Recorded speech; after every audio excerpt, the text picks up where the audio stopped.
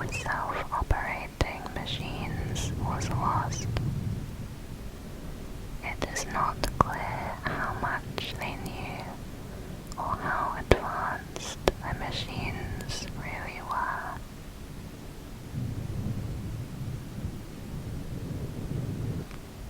Next is the gundestrup cauldron.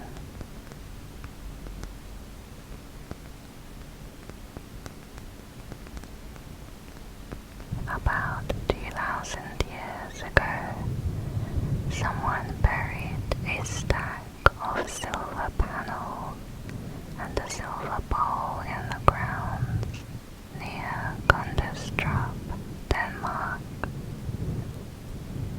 In 1891, they were discovered.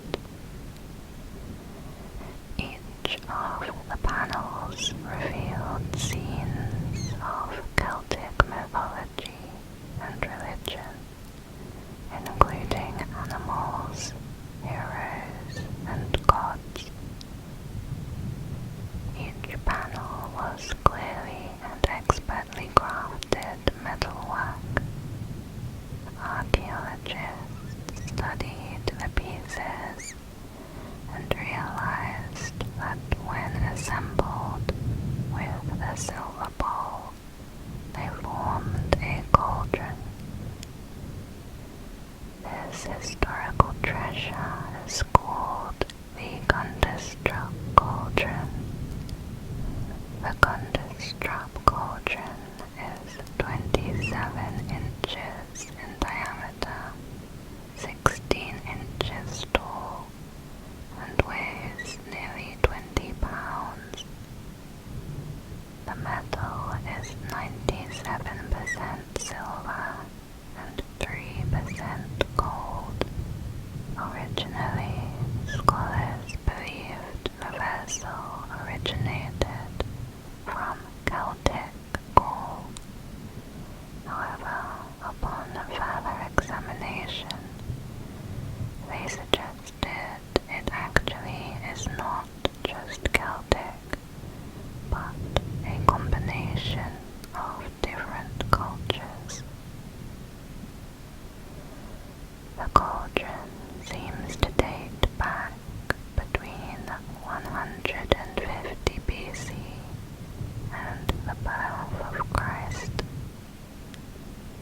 Most experts believe that it was made in the Balkans due to Thracian metalwork, but was made by someone possibly of Celtic origin and knowledgeable in Celtic religion. There are several theories of what the cauldron was used for. One is that it served as some magical ritual or religious celebration. It may have been used for sacrifices to the Celtic gods. Another theory is that it was buried along with its owner to take into the afterlife.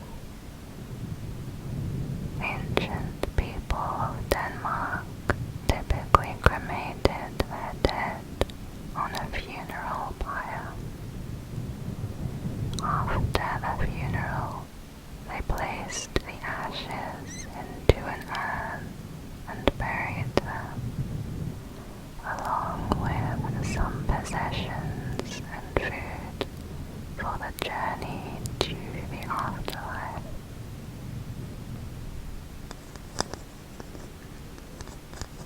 Next is Long Man of Wilmington.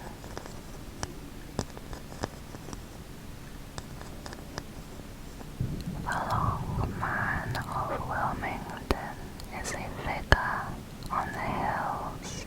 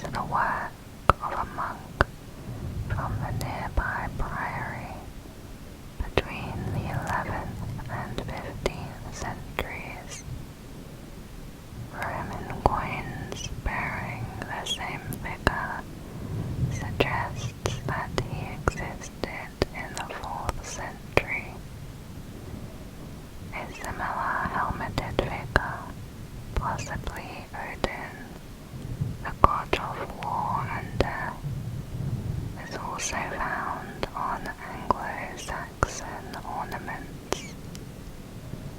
One historian wrote that around 3400 BC, the long man would have been positioned to mark the constellation Orion's movement across the ridge above it.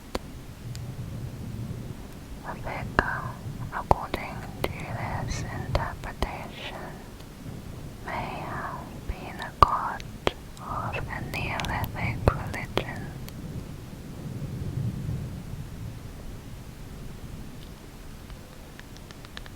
Next is Darius the Mede.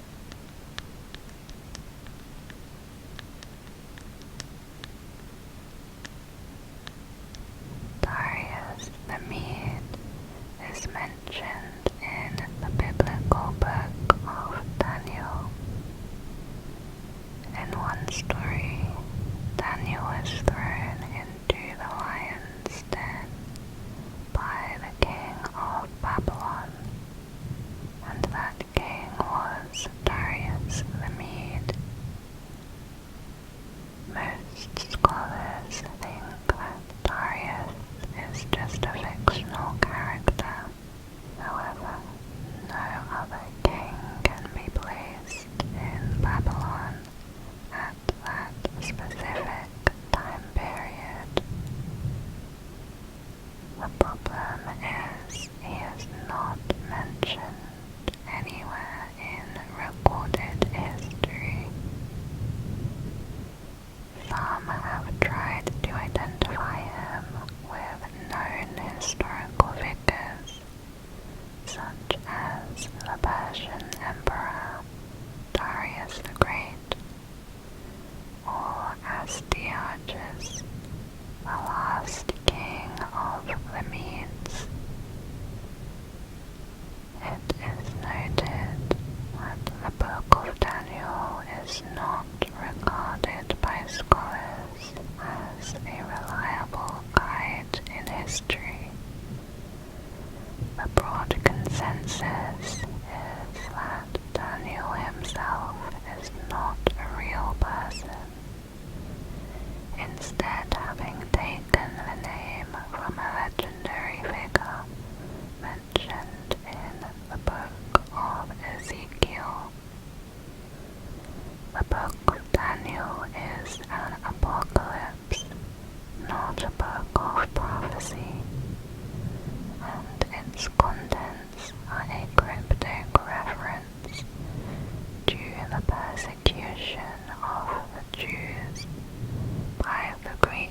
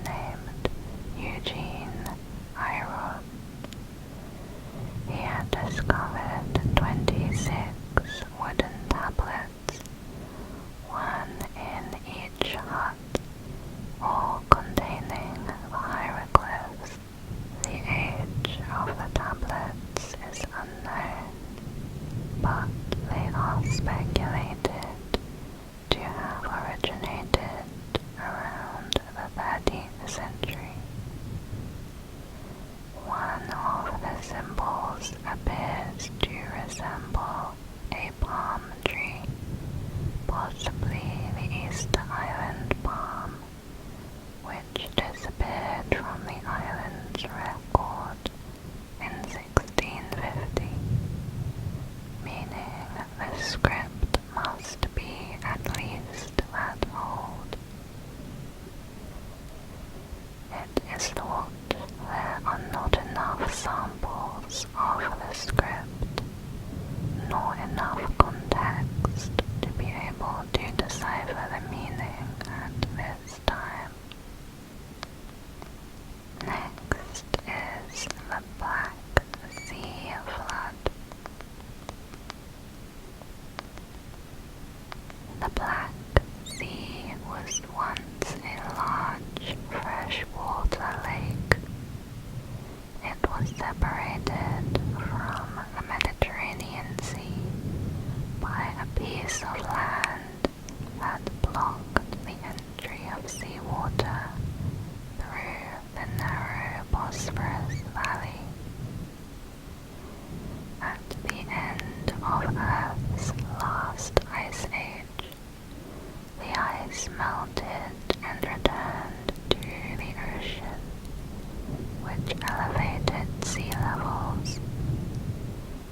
Then, about 9,400 years ago, the Mediterranean sea levels rose above the dam, reconnecting the two seas. According to a controversial theory proposed in 1997, they surged over the now submerged Bosphorus sill with a force of 200 Niagara Falls. It was speculated that the resulting flood could have destroyed human settlements that were around the lake's perimeter. They also speculated that this was the event that inspired the Noah's Ark story and other catastrophic flood myths. A different study in 2009 suggested that if this flood occurred, it was much smaller and hardly of biblical proportions.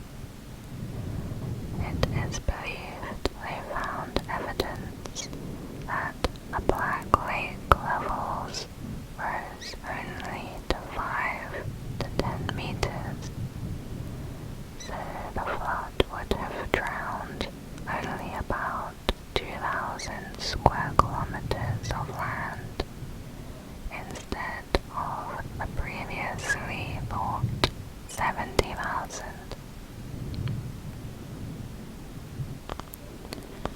Next is the vinca symbols. The vinca symbols are a set of symbols found on Neolithic era artifacts from Europe. Whether this is one of the earliest writing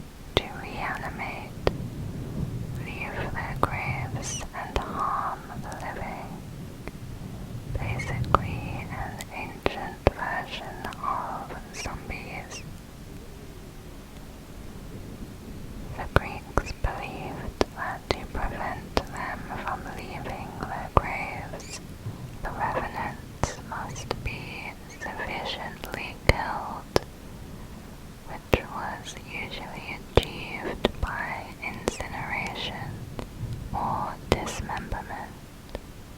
Alternatively, revenants could be trapped in their graves by being tied, staked, flipped onto their stomach, buried extra deep, or pinned down with rocks or other heavy objects.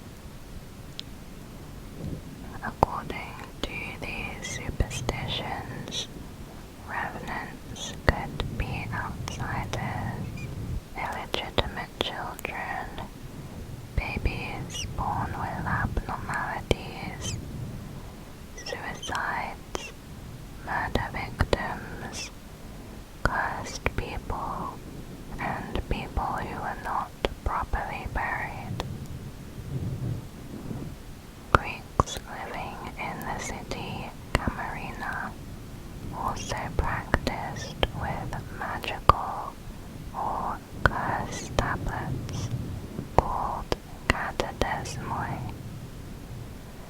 Catadesmoi are lead tablets inscribed with requests for the underworld gods. Usually they requested an advantage in love or business, and they believed the gods would direct the spirits of the dead to fulfill the requests of the living. To ensure that the tablets reached the underworld, they would be placed in or near the graves of the recently deceased during secret nighttime ceremonies. Next is Hermes Trismegistus. Hermes Trismegistus is a legendary Hellenistic figure that originated as a combination of the Greek god Hermes and the Egyptian god Thoth. It is claimed he was the author of the Hermetica. This is a collection of texts with subjects ranging from magic, alchemy, astrology, medicine, and religion. The figure of Hermes Trismegistus can also be found in Muslim and Baha'i writings. In those traditions, he has been associated with the prophet Mithras. The name Hermes Trismegistus is translated to Hermes the thrice greatest. The origin of this name is not clear. It can be found at the temple of Esna, which says, Thoth the Great, the Great, the Great.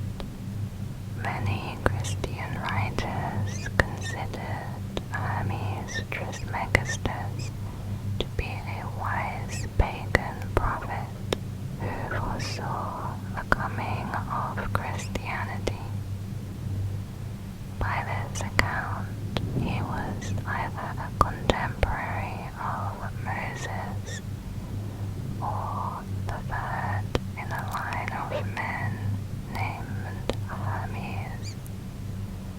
This was Enoch, Noah, and the Egyptian priest king Hermes Trismegistus.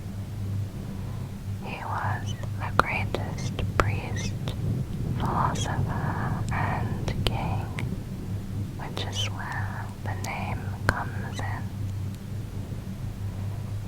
Another explanation found in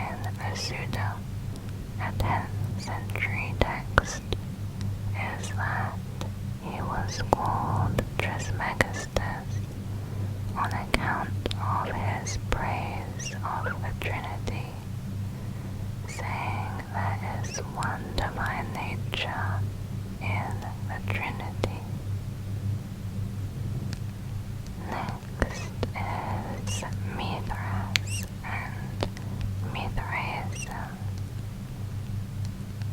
The Mithraic Mysteries was an ancient Roman cult that worshipped a pagan god, Mithras, in hidden underground temples.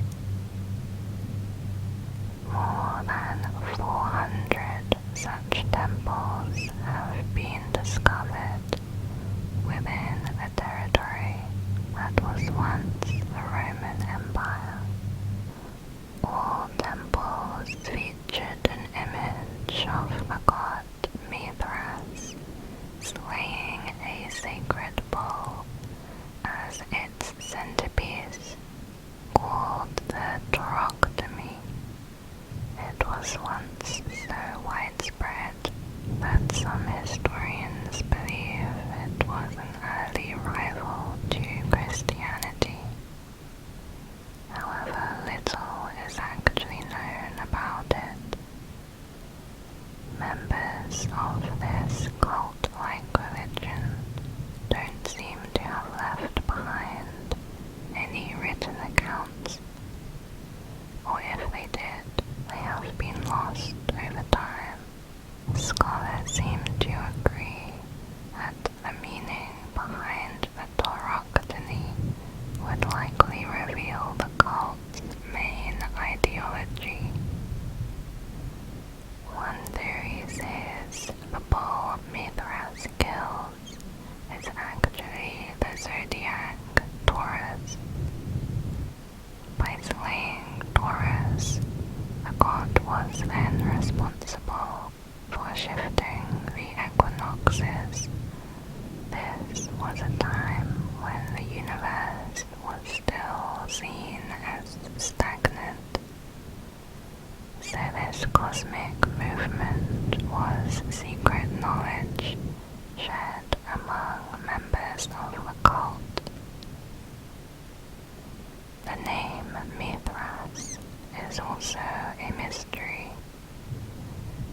Some believe he is Perseus, the Greek hero. Others think he is Orion. What is known for certain is that the religion began sometime during the 1st century and continued spreading throughout the empire until it eventually disbanded at the end of the 4th century. Though archaeologists believe its main base was in Rome, evidence of the cult has also been discovered as far as Turkey and England.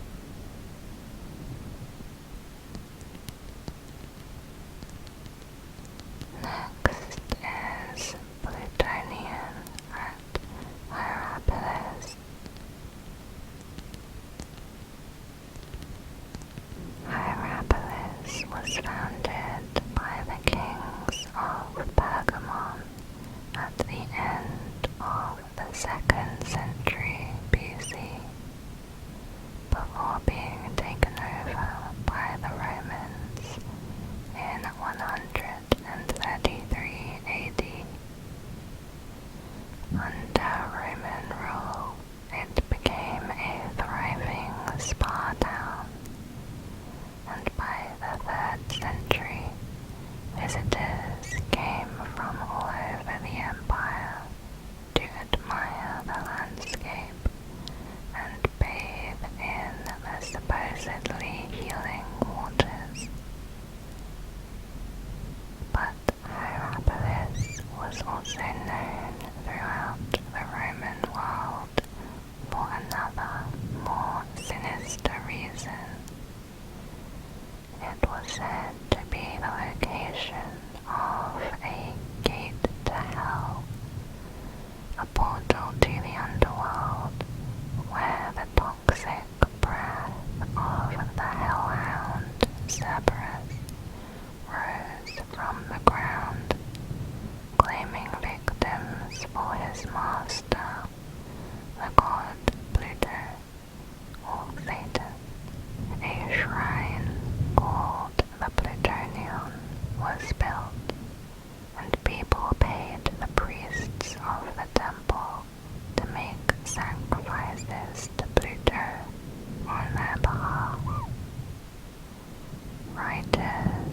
such as Pliny the Elder described these sacrifices. A priest would lead an animal, like a sheep or a bull, into the shrine, and as if by the hand of God, the animal would instantly drop dead, while the priest would walk out alive. One wrote, "I threw in sparrows, and they immediately breathed their last and fell." How could the priest survive while the animals died? The air around the plutonion was found to contain toxic levels of carbon dioxide. The hierapolis was built on the Pamukale Fault. This is a 35-kilometer long active tectonic fault zone where cracks in the Earth's crust allow both mineral-rich water and deadly gases to escape to the surface. One of them runs directly under the city center and into the plutonian. Normal air contains 0.04% CO2, while the concentration around the shrine reached a massive 80%. Just a few minutes exposure to 10% can kill you. But then why did the priests in the plutonian not die as well? It is thought that since the animals were much closer to the ground, they quickly suffocated, while the priests, standing taller, were breathing much lower levels of CO2 and were able to survive. Next is the antikythera mechanism.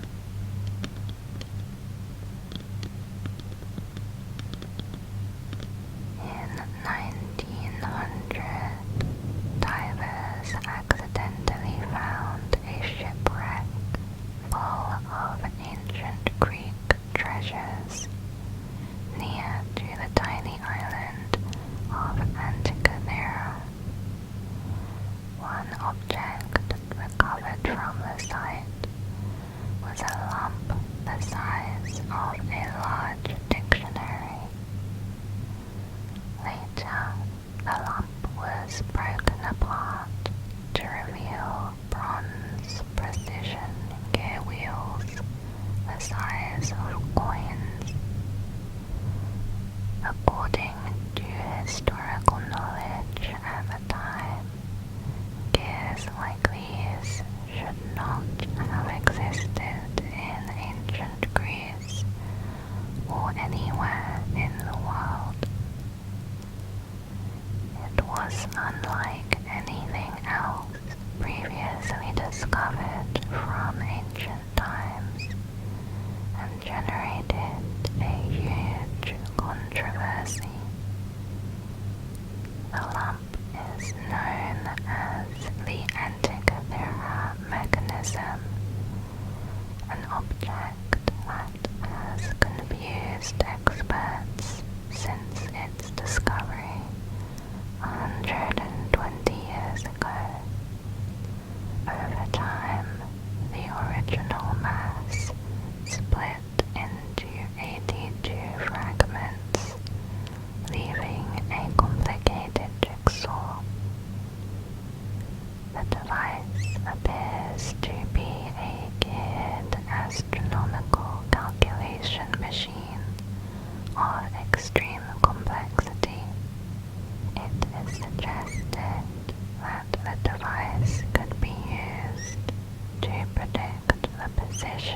positions of the sun, moon, and planets on any specific day in the past or future.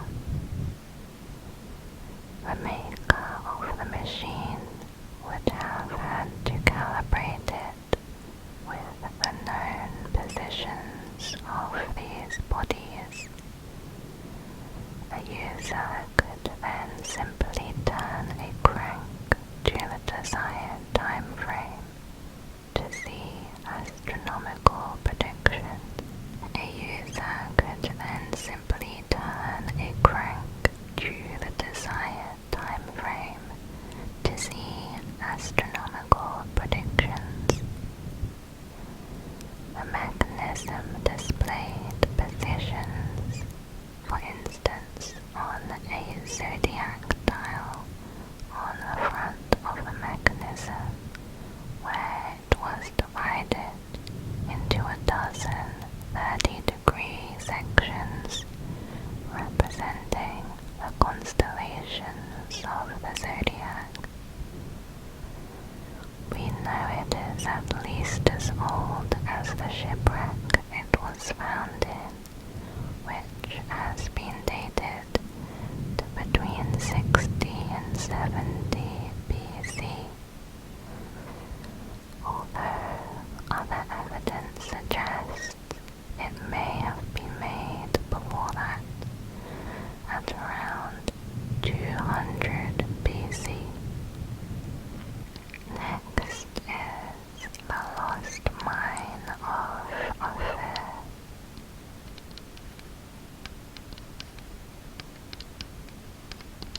The legendary King Solomon is perhaps one of the most recognizable characters of the Old Testament. He was the third king of Israel who ruled around 970 BC. He had a reputation for wisdom and judgment. According to the legend, he also had a massive fortune of gold. By today's standard, approximately $60 trillion. Historians say the gold came from the lost mine of Ophir, but what they can't agree on is where exactly was the mine of Ophir. In the Bible, there was never a specific location, only general clues. Theories include Africa, Asia, and the Americas. However, there are few facts to validate any claim. One of the clues in the Bible was that every voyage to find Ophir began in the same place, the Red Sea port of 𝐢𝐜𝐞𝐫𝐠. And it wasn't only gold that came from Ophir. There were accounts of peacocks, apes, spices, and sandalwood. Some believe the true location of the Ophir mine may still exist in the ancient text, but this was missed due to mistranslations. The Bible was originally written in Hebrew and was translated into Greek, then into Latin, and eventually to English.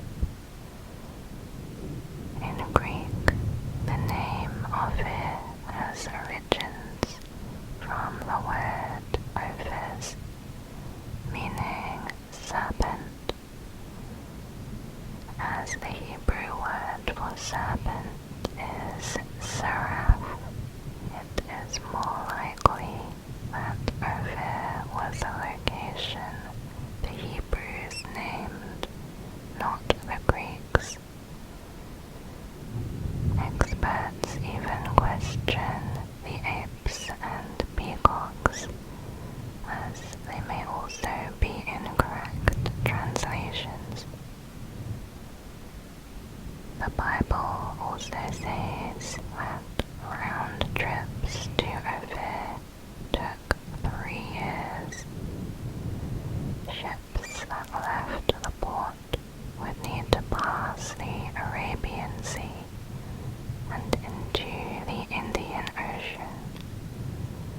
One theory points to Sri Lanka, an island found in the Indian Ocean, known for its peacocks. However, if someone does find this ancient mine, the chances are no gold remains there. Next is woodhenge.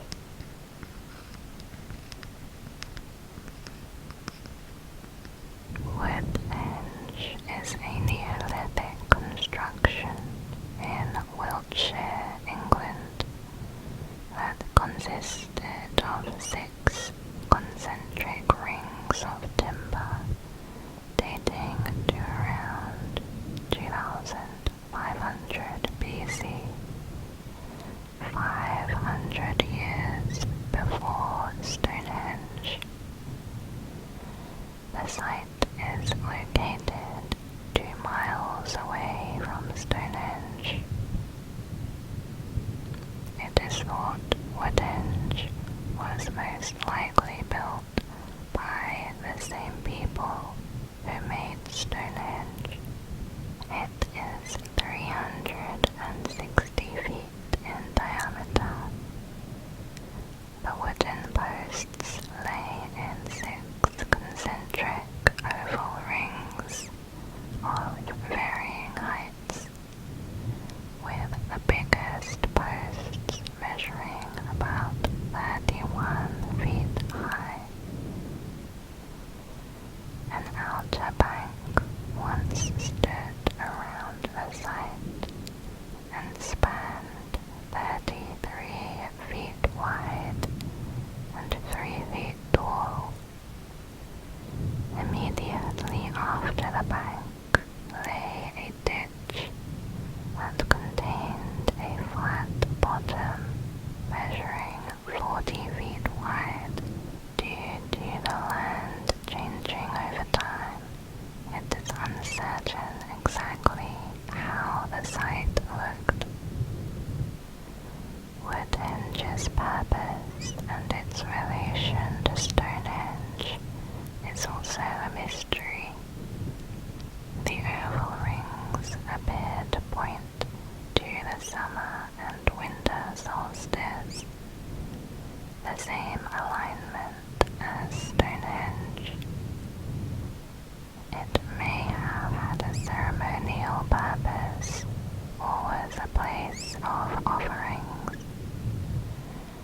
Researchers discovered pottery items, animal bones, deer antler picks, and flint tools at the base of posts. The abundance of animal remains suggests feasts occurred here. Perhaps the 2 locations served opposite purposes. One for everyone to gather and celebrate, while the other was a sacred place to which only a few could enter. It is speculated that the wood symbolized life, a place for people to enjoy festivities, while Stonehenge, on the other hand, represented the afterlife, a burial place for the dead.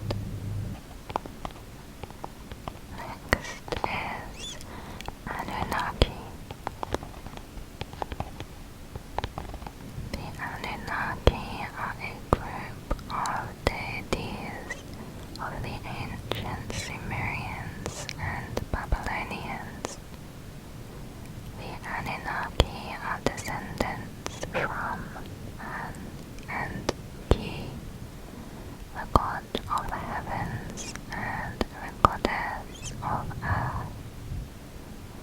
Their primary function was to dictate the fates of humanity. In the earliest texts, the term is applied to the most powerful and important Sumerian gods.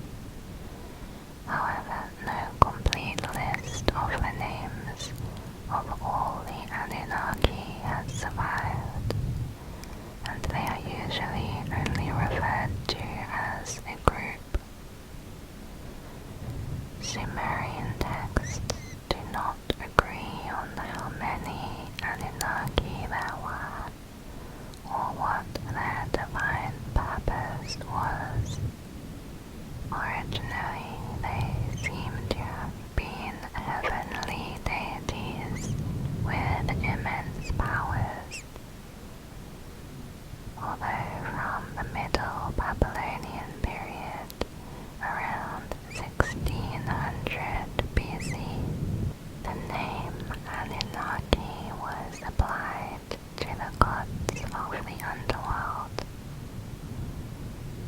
Then in the mythologies of the Hurrians and Hittites, in the 2nd millennium BC, the Anunnaki were described to be the oldest generation of gods who were banished by the younger gods to the underworld.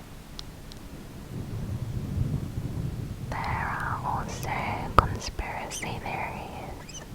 One says the Anunnaki were actually an advanced alien species from the undiscovered planet Nibiru, who came to Earth 500,000 years ago.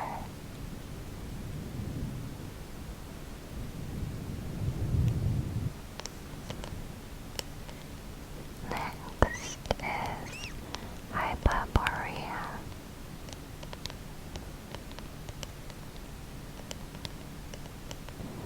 In Greek mythology, the Hyperboreans were mythical people who lived in the far north of the known world. Despite their location, the Hyperboreans were believed to live in a sunny and divinely blessed land. The oldest myths portray them as the favorites of the god Apollo, who founded his shrines. It was said that people lived to the age of 1,000 and enjoyed lives of complete happiness.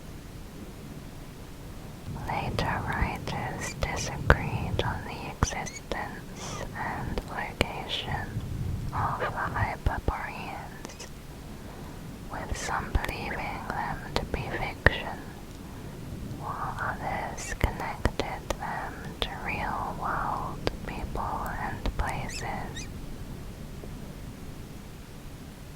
Some theories say it was Britain, Scandinavia, or Siberia.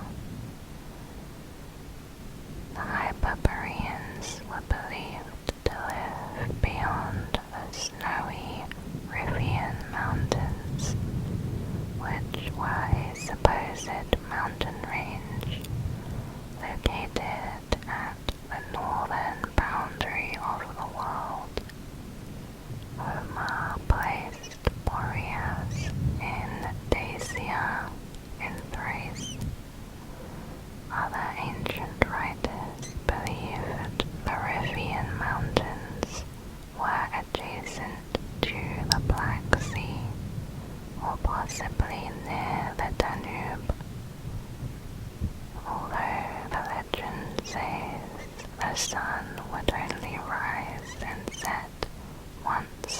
year in Hyperborea, which would place it on or above the Arctic Circle. Next is Newgrange.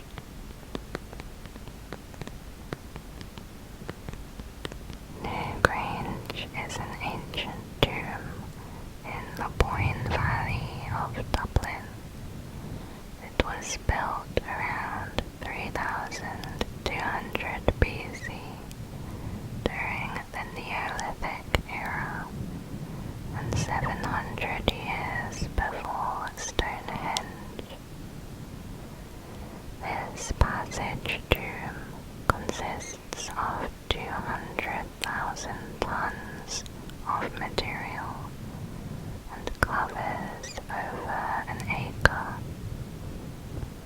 It is a sophisticated structure requiring engineers, artists, and astronomers. The tomb acts as a calendar that keeps perfect time. On the morning of every winter solstice, the shortest day of the year, the central chamber of the tomb is illuminated by the rising sun for 17 minutes. It is not clear who made the tomb or how the stones were brought to the site. Many believe that the Irish people made it, but there are a number of other theories, including Vikings, Phoenicians, Egyptians, and Romans. A 2020 study analyzed the remains of a man's body found in Newgrange. The results revealed that his parents were probably brother and sister. This indicates that he was very likely a royal, or at least from an elite group. Various mythical heroes and kings were said to be buried there. For the ancient Irish people, it was a place of great religious importance, not just for sun worship, but also connected to a cult of the dead. Irish tradition says Newgrange was the home of the Dagda, the chief of a race of supernatural beings said to have once inhabited ancient Ireland. Next is the Roman dodecahedron. The Roman dodecahedron has a geometrical shape of 12 flat faces, and each face is a pentagon containing a circular hole. It is a small, hollow object, usually made of bronze, but if you are made of stone. They were discovered for the first time 200 years ago, and altogether over 100 of them have been found. It is believed they date back to the 2nd or 3rd century. Researchers do not yet know their origin or their purpose. There is no documentation about them, so we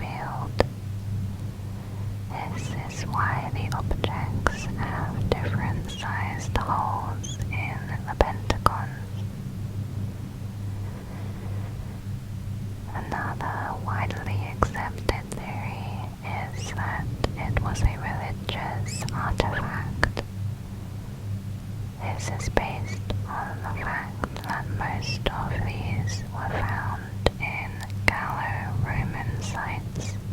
For example, one was found in a woman's burial ground.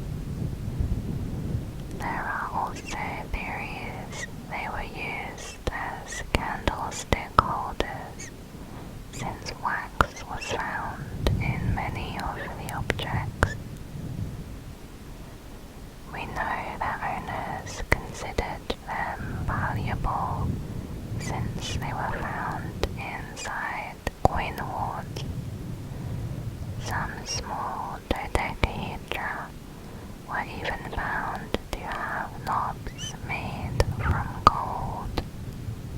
Next is the bent pyramid of Sneferu.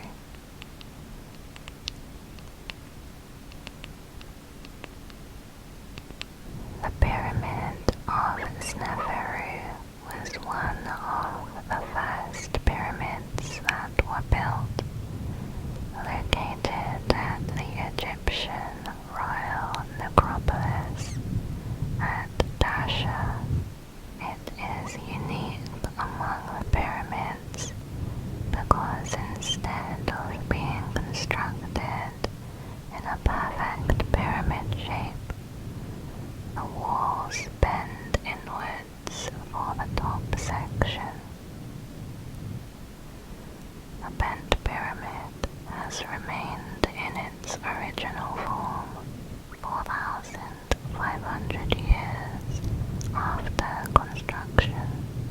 The question is, why is the pyramid bent?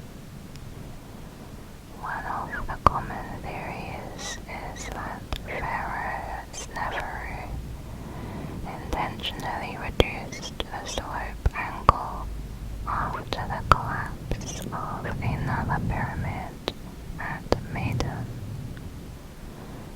Another popular theory suggests the pyramid was taking a long time to be built. To speed up construction, Sneferu reduced the pyramid's angle. Some scholars believe it was intentionally planned for some religious reason. There is also the question of whether all the chambers of the pyramid have been accurately located. There are assumptions that some rooms are undiscovered. The remains of Pharaoh Sneferu have also never been found. Next is the mystery of the Pleiades across various civilizations.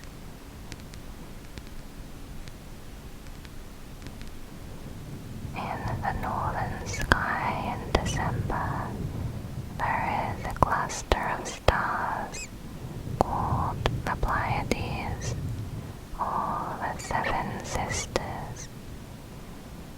But when we look with the naked eye, we only see 6 stars. In Greek mythology, the Pleiades were 7 daughters of the Titan Atlas. Atlas was forced to hold up the sky for eternity, so was unable to protect his daughters. To save them from the hunter Orion, Zeus transformed them into stars. However, one sister fell in love with a mortal and went into hiding, which is why we only see 6 stars. A similar story is found in many Australian Aboriginal cultures, where the Pleiades are a group of young girls. These stories say Orion was chasing the seven sisters, and one of them had died or is abducted, so again only 6 are visible. Similar stories are found in European, African, Asian, and Indonesian cultures. The question was how come the Australian Aboriginal stories are so similar to the Greek ones. Experts used to think Europeans brought the Greek story to Australia. However, the Aboriginal stories seem to be much older, and there was little contact between the cultures and the rest of the world for at least 50,000 years. All modern humans are descended from people who lived in Africa before they began migrating about 100,000 years ago. Back then, the constellation would have looked quite different, and most people really would have seen 7 stars in the cluster. The theory is that these stories all